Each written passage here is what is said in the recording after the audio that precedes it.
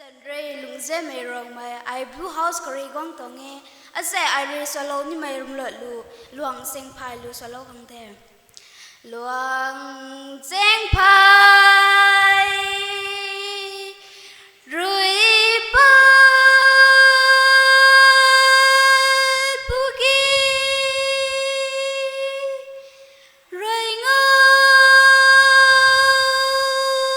na ku im buan na sao về bầm đùa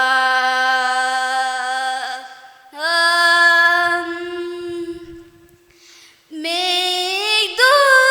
đuôi sao cây bụi rơi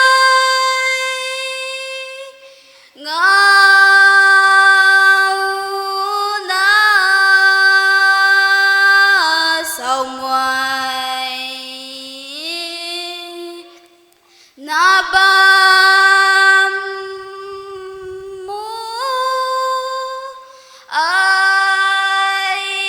gang da na lu quang nghe he ai gang da na nu za pu ki he rai thu ram thai mang ca luang beng ning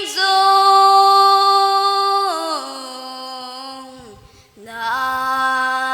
sa da da da. Thank you, Miss Lungjianmei.